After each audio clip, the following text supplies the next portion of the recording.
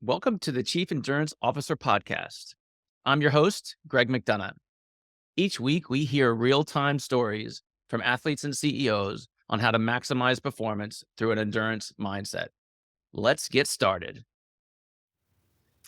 Well, welcome to the Chief Endurance Officer Podcast. I'm your host, Greg McDonough. I am super excited and intimidated by our guest today. She is a high-performing coach who helps lawyers elevate their courtroom presence, a former undefeated boxer, MMA fighter, as well as a professional combat sports coach. She applies her elite-level strategies from sports to help trial lawyers master the pressures of a courtroom. Please welcome the CEO and founder of Legal Athlete, Jess Sargus. Jess, welcome to the show. Thank you, Greg. Thank you for having me. What a great intro. Yeah, it's, as I said, it's intimidating. So, especially the front page of your website, but we'll get into that shortly.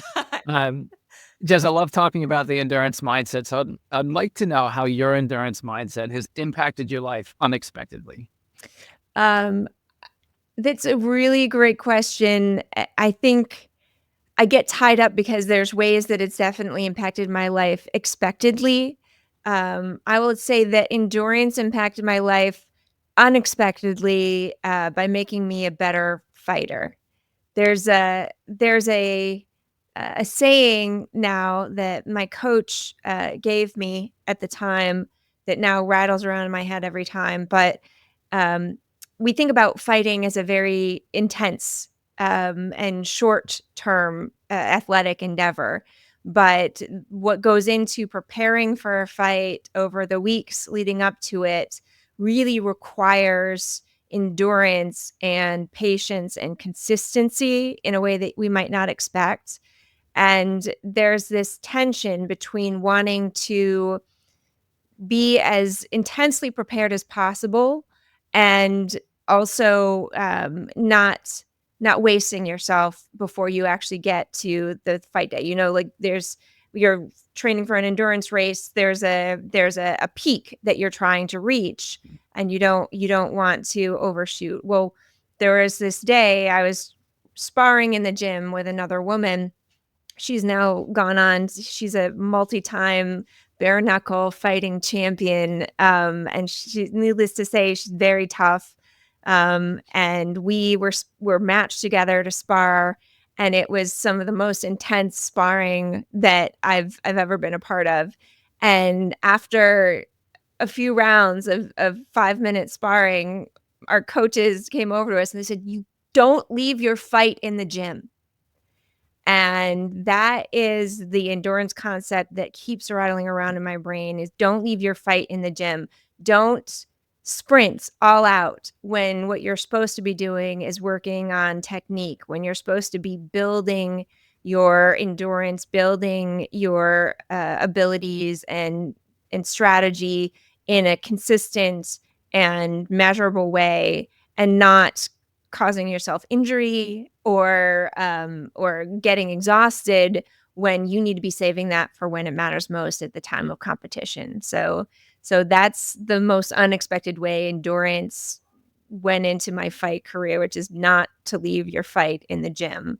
And I help my trial lawyer clients by saying, don't leave your case in your office. You need to have something ready to go once you hit that courtroom. It's a great saying, and it's absolutely true, right? If you take yourself to the limit too many times during training, you're just not going to have it when it matters the most.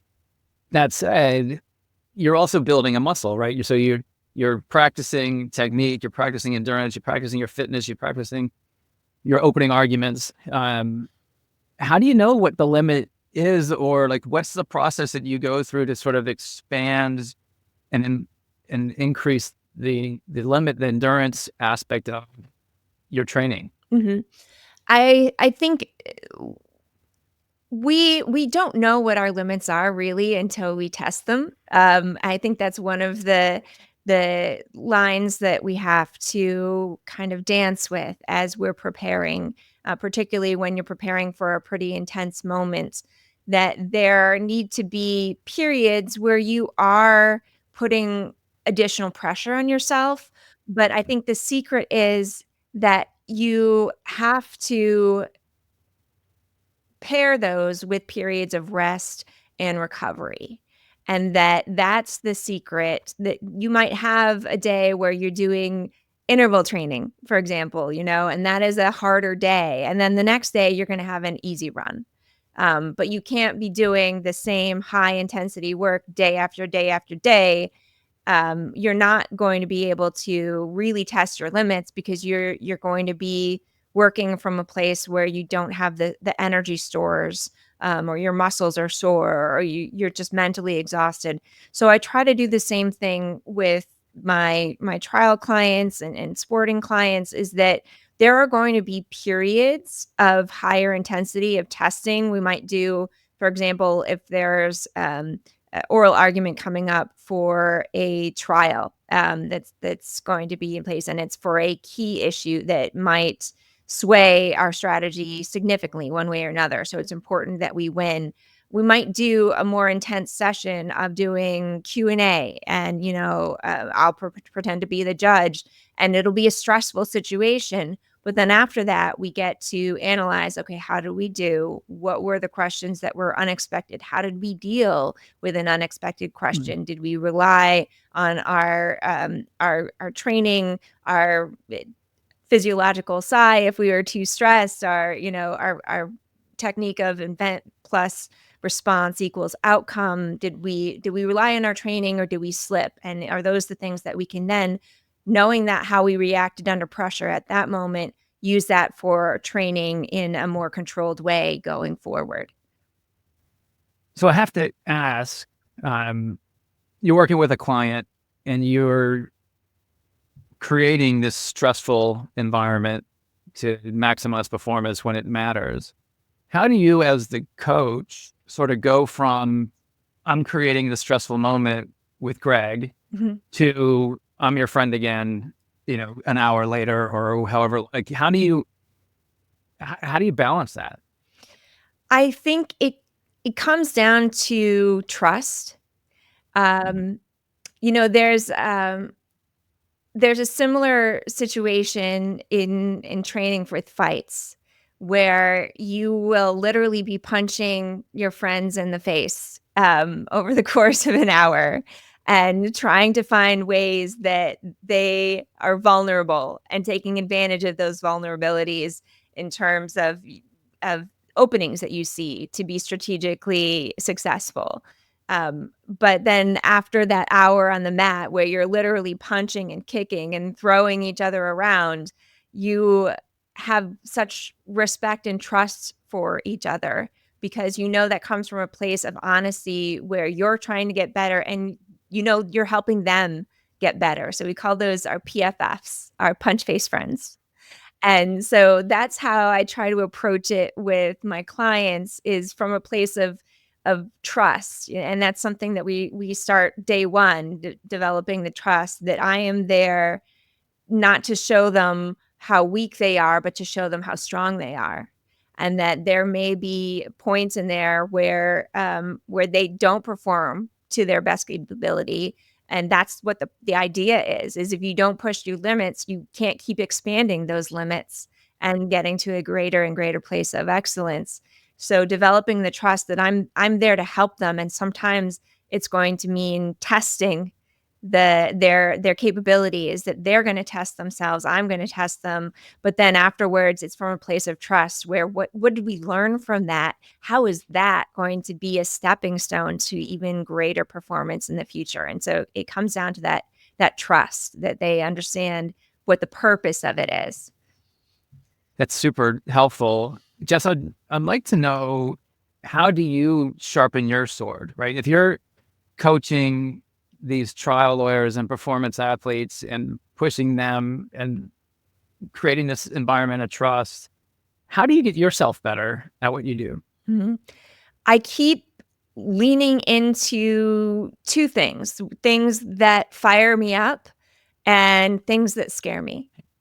I think that it's very easy to get obsessive about the things that fire you up. I love reading about and learning more about neuroscience and mental performance techniques that the greatest athletes and the greatest coaches use, because I find them so directly applicable to the trial law and the legal experience overall.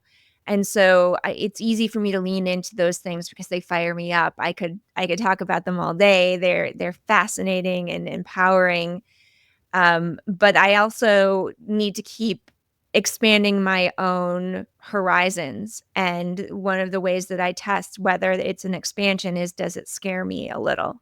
Is it uncomfortable for me a little bit? Because I think, again, coming to coaching from a place of honesty and authenticity is, how can I expect them to be leaning into something that makes them uncomfortable or might scare them a little bit if I'm not willing to do it myself and do it continuously? Because I think it's a lifelong endeavor to be constantly raising your own bar. So I can bring people along with me too. As I'm raising my bar, I'm raising theirs.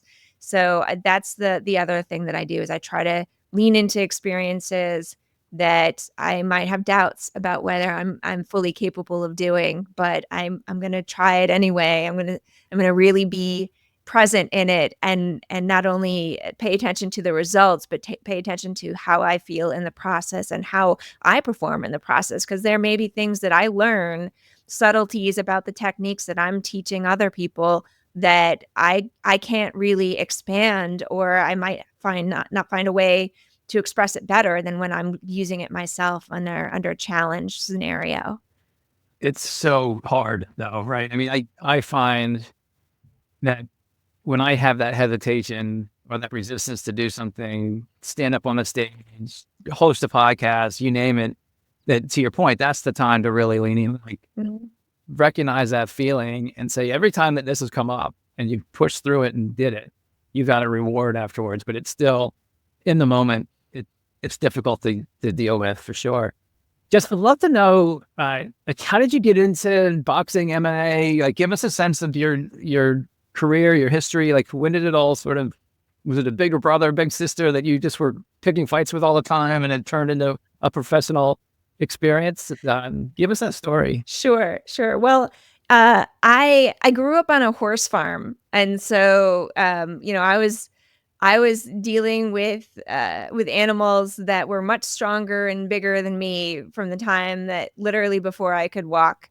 And so I think that's probably where the whole, um, I guess, strength and challenge aspect first started. But I didn't actually get into boxing until law school. And it was my first year of law school. I had a friend who was a former lineman at University of Washington. So he's like 6'5", 400 pounds. He was going to a boxing class, and he's like, "Hey, I know you like to work out hard. You should come." I'm like, "I'm not boxing with you." And he's like, "No, no, no, no. There's heavy bags. You just punch the bags and you learn technique." And so I went, and I discovered that all of those years growing up on a horse farm had endowed me with this outsized strength, and that it was very useful in boxing class. And that when I was taught how to throw a punch with proper technique, that I was pretty good. And when I started learning about the strategy of boxing, the sweet science of the angles and the aggression and defense, those things became fascinating to me too. I never really understood that that's what boxing was about the dance and the offense and defense. And it just became a passion of mine, both because of having a place to put this strength and this competitiveness that sometimes we don't have a place for in polite law school society, and also the stress relief of it. Because when you're in flow, when you're in a sport, particularly a sport where you have to be constantly aware of dangers, that you can't have the luxury of thinking about your grocery list or thinking about your last conversation. You have to be so in the moment and focused on what are you doing? Where are you in space? What punch is coming in your direction? How do you counter it? That it's a very freeing experience of letting go of everything but breathing and fighting. And that to me was the other bit of catnip that made it a lifelong love, is that every time that I am training or fighting or competing, that my world that can be very complicated and very heady becomes very simple and very Mm. present. So how does that show up in other aspects of your life? I think the ability to be present is the secret not only of success, but of happiness. And so having that training and the ability to tune into a single channel, and to get used to that practice of being present has helped me in my professional life as well. When I need to focus, have periods of deep focus, deep work, um, going into that place where I know, okay, I can focus intensely for this period. The same thing with relationships, right? No one wants to be talking to their partner and their partner's looking at their phone or rustling with the paper or clicking through the channels on TV. They want someone who is present, who is there with them, who is interested, genuinely interested in what they're experiencing in that moment. And so that's how I think that ability to tap into that present moment focus has helped me in every aspect of my life, personal and professional. And I'll also say, that the key moments like trial or like an oral argument as a lawyer, the ability to simply let everything go and focus on what you're doing in that very moment has been the key, I think, to my highest performance moments as well. Do you have a set of techniques or a mantra or something that sort of helps you get into that Mhm. being present and flow? Can you share that with us? Yeah, yeah. So I think for me, I start out with the way I start my day, because I think the way that I start my day helps me throughout the day to maintain focus and to realize when I might be going out of focus. And so I start the day with movement, which is very important to all the systems. I could go on and on, but movement and meditation also, Mm. where I calm myself and I sit in stillness and try to calm my mind through some breathing exercises and really allow myself to, in a free flow, figure out, okay, what is the most important thing that I need to be doing today? Because we all have a million projects that we're working on at any one time, but there's only one day that we are in. So what is it today that is the most important thing for me to work on? And so I set myself up first at the outset with that movement and the meditation to put myself in the right environments. And then when I'm going into more of a high pressure condensed time moment like an argument or like trial, there's a couple of things that I use.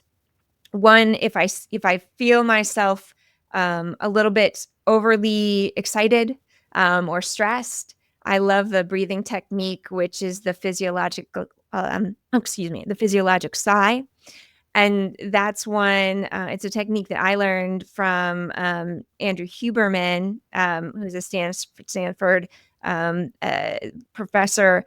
But I like it because you can do it anywhere without people necessarily knowing. It only takes about 5 to 10 seconds.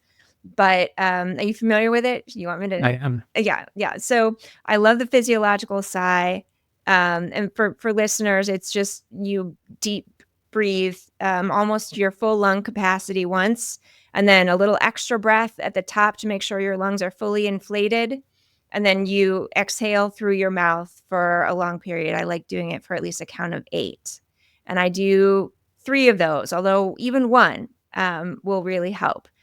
So if I find myself I'm a little bit agitated and I'm feeling a little bit scattered, I'll use a physiological sigh. And then the other thing I love that you mentioned an action or a word. I do both. Um, so it's a way to kind of trigger myself into the right mindset. For me, my words that I use are green light, and it's a clap. So I do green light, and that gets me into that place. Green light for me is from my fighting days. Um, Again, when we go through a fight camp with training, your job is never to win training. Your job is to get better. And so you'll go through weeks and weeks of, lighter sparring and really highly technical work interspersed with your strength and conditioning. But as you get closer to the fight, you may have one period of hard sparring, or it might not be till the fight that you're fully allowed to go all out. But when my coach would look at me and he would say, green light, that means the leash is off. That means I don't have to worry about being a good teammate. I don't have to worry about holding back any power. All I have to do is do my best. The chains are off. I am unleashed. I am ready to go. And it's such a freeing sense of, oh no, okay, this is the time when I get to go. Green light. I have the green light. I can go. And so whenever I say that to myself, it brings me to that moment. All right, this is the moment you get to go. And I love it. it's get to, for me, is really important there, because times of stress sometimes it's like, oh, I have to do this now. Oh my gosh, this is going to be hard. No, it's I get to. I get Mhm. to try. I get to do my best. So green light, let's go. That's fantastic. And you can see why I said I was intimidated when I started the show. Um, and Jess, I'd love also to know, like, when did the light bulb come on for you that these fighting skills, your training, your mantra applies to trial lawyers? Um, it was, I think it was when I was working as a mass torts litigator. After I had retired from fighting, I moved back from Las Vegas to New York, and was working as a mass torts litigator there. And it was a really big oral argument in front of an appellate court, and I was feeling pretty nervous. It was a high stakes argument, and I thought in my head, well, they're not trying to kill me. They're just asking me questions, and to me, it brought the stress level so down. Because I realized, oh, the same process of trying to get ready for an event where I really felt like someone was trying to kill me and trying to do grievous bodily harm in any event, and realizing that same technique, that same sense of perspective, um, was helpful to me in bringing the stress level down, preparing for a really important professional legal event. That once I made that connection, that I kept seeing all of the interconnected ways in which this highly adversarial, time intensive event in sport is directly transferable to a highly adversarial, time intensive event in law. And once I started making those connections, they just kept appearing and appearing, because I feel like it is such a directly relatable experience, both in sport and in law. 100%. And for me, when I'm going into a difficult situation with work or family or somewhere else in my life, I always revert back to, you know what, this isn't as bad as that long bike ride where the nutrition failed and I was dehydrated and I had to walk my bike on this highway. And Hmm. it always comes back to those moments. And it's one of the reasons I love endurance sports so much, is it just teaches you sort of what pain and suffering feels like, so that when you see it somewhere else in your life, it's not as dramatic or as intense. Yeah. Yeah, absolutely. There's There are some times in fights I think back on. One of my fights, I was fighting in Pittsburgh, and in the first round, I lost one of my contact lenses. My nose that had been recently broken was rebroken. And so I'm sitting there between, rounds, and my binocular vision was screwy. And my coach had stuck a tampon up my nose to try to stop the bleeding from the broken nose again. And I was sitting there thinking, well, I just have to figure out how to win. And anytime in my life when I'm in a tough situation, I think back to I'm locked in a cage in front of hundreds of people under the lights with a Pittsburgh crowd booing the Philly girl, and about to take on a really hard challenge. And what did I do then? I found a way to win. I found a way to win decisively. And so anything that is short of that, I think, is survivable and much less stressful when I think about, okay, I've already done that. Yeah, yeah, absolutely. I'm curious, how slow is time when you're in that moment as a professional MMA fighter? Like we watch it on TV and it's 3 minutes goes by in 3 minutes. It feels like 30 seconds. Mhm. But I suspect inside the ring, time feels slower as the athlete. Can you talk to them about a little bit? Sure.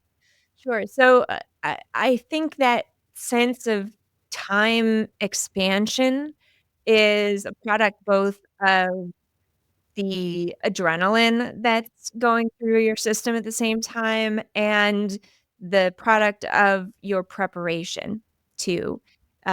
Because the more prepared you've been, the more you have put yourself in likely scenarios that are coming up in a fight real time scenario, the more time slows down, because not only do you recognize it on a conscious level, but it becomes more unconscious as well. That you've seen your opponent's body move in a certain way, they're setting up a certain kick, and you might not consciously think that, but you've got the muscle memory, you've got the repetitions where you understand, okay, this is how I counter that, and I'm already pre-planning my counter strike after that.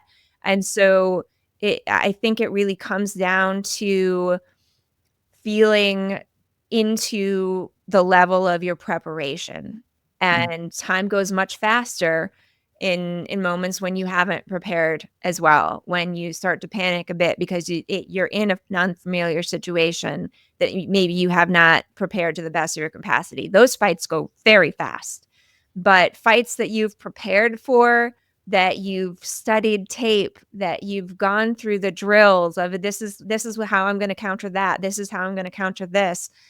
Those go very slowly. And so I think being in that moment where you see it coming, it does indeed feel quite slow.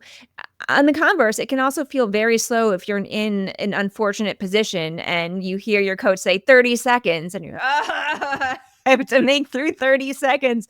30 seconds can be a really long time when you're fighting. But I think, again, coming to the preparation, when you are in that zone where you're relying on your preparation, your physical and mental, conscious and unconscious preparation, that it does indeed move very slowly. I don't know if you saw the movie. It was one of the Sherlock Holmes movies where Robert Downey Jr. was playing Sherlock Holmes. Um, in the beginning of the movie, he's in a fight, a bare knuckle fight, and they show the fight first, in real time, and then they show it what's going through Sherlock's head, and in his head, it's incredibly slow, and he's doing Interesting. all of these complicated calculations, and you can see him, "All right, if this person does that, and then they throw that handkerchief, and then I can throw this punch," and he's going through all of these calculations, and everything is moving in slow motion or stop motion, and then you speed it up again, and you see it going at full motion. That's how fighting feels when you are that prepared and when you're that ready for any scenario. Super helpful. So I was on your website recently exploring what you do, and I came across like an 8-week fight camp, Mhm. which I'm assuming is for attorneys and not for fighters. Can Yeah. you talk to us about sort of what you do, how you help? Sure, sure. So that is one of my favorite things to do is to help trial lawyers get primed up to peak for their trial. And so it really is customized to what each individual lawyer feels like they need the more support for. So sometimes it can be more time management and organization because trial can be such an overwhelming set of tasks. So figuring out what is the most important task in each of the weeks of your trial prep and really being able to close out the noise and focus on what is most impactful for their trial is one set of activities that I could do during this trial camp. Another one, it could be if someone knows that they tend to be great at preparation, but on trial day they get too nervous or they get scattered. So I'll work with more real-time mental performance mastery techniques so that they can have their best performance on trial day or all of the trial days that they need. Sometimes it's trial lawyers who need more help with their holistic wellness, that they've done the preparation, but they tend to do it to wear themselves into a nub so that they have no Mm. energy stores, physical or mental, by the time they actually get to trial day. They're leaving their trial in the office. So we'll work on mental and physical and emotional techniques to make sure that they are as strong and as well fueled as possible by the time they get to trial. But generally, it's a combination of all of those things, depending on where there's the most supported need, as well as working on overall trial strategy as well and trial themes. What is going to be the most impactful thing? What is the one thing that you want your jury to know in one sentence when they first hear about your case and when they're telling their friends or their family about the case? How can you sum it up in one sentence that means your client wins? And so we'll work on some strategic work as well. But it really is customized over those 8 weeks so that they end up peak performance condition and peak strategic condition by the time they get to that first day of trial. And I suspect you've got a shoebox full of stories of how that training has turned into a successful trial for your clients. Yes. Yeah. Trials are each a very individualistic experience, but some of my favorite stories are even cases where, because of the preparation that we've done, it doesn't even get to trial. So, for example, some of the strategic work that we've done, that if there's a dispositive motion that is pending before trial, or even just motions on a particular point of arguments, that by following some of the strategies that we worked out together, for example, one of my clients filed a brief in a case that was set to go to trial about 5 weeks later. And the day after they filed that brief, their opposing counsel contacted them and wanted to settle for 7 times better results than they had previously. So it was a great result for their client, a great result for my clients, but they didn't even have to get to trial because they had already made the strategic moves that they need to make in order to be successful. I I love that impact. And it's making me very aware of the teams that are behind attorneys at times and coaches and support crew. And the way that we kind of talked about it today and how it relates both from sport and into life, it's fantastic. Just audience member wants to get in touch with you. What's the best way to get in touch with you? Oh, sure. They can get in touch with me. I'm on LinkedIn pretty frequently. I love to post there. I have lots of tips and techniques that are great, not only for lawyers, but for any high performer. So I'm Jess Sargus on LinkedIn. You can DM me. Love that. You can also find me on my website at thelegalathlete.com. I have lots of ways to contact me there. You can also check out my podcast, the Legal Athlete Podcast, on Apple, Spotify, and YouTube, which I love to share there. And you can email me directly at jess@thelegalathlete.com. That's awesome. And we'll include all those in the show notes. Just I could talk to you for hours about high performance. I love how we started off the conversation and you made the quote of don't leave your fight in the gym. That's really resonating with me throughout the show and our conversation. And then I'm going to start looking for my punch face friends. Yes. Yes. And they're not going to understand.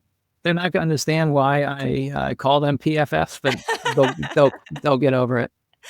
Audience members, if you like the show, please subscribe. Please share this with your community. Let's get Jess's message out. Jess, thank you again for the time and all the work that you're doing as a high performance coach and as an athlete. Thank you. Thank you for your focus on endurance. And I could geek out with you about this stuff all day. So thank you so much for another great conversation, Greg. Thank you for tuning in to the Chief Endurance Officer Podcast. To hear more inspiring stories and strategies around the endurance mindset, be sure to subscribe below or visit us at chiefenduranceofficer.com.